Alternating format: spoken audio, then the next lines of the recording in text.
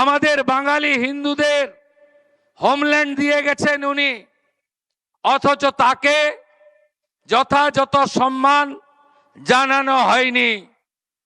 তাকে যথাযথ ইতিহাস বর্তমান প্রজন্ম, আগামী প্রজন্ম, আমাদের বিদ্যালয় পাঠ্যপুস্তক কোথাও অন্তর্ভুক্ত করা হয়নি।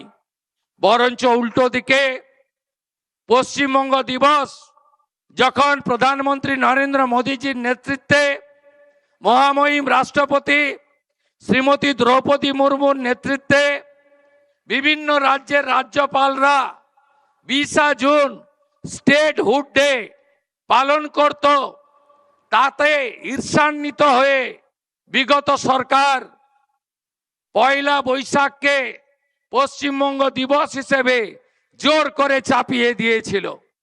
আমি 9 মে জনগণের আশীর্বাদে মোদিজির নেতৃত্বে যে সরকার তৈরি হয়েছে সেই সরকারের দায়িত্ব নেওয়ার পরে একটা फोन আসে আমার কাছে।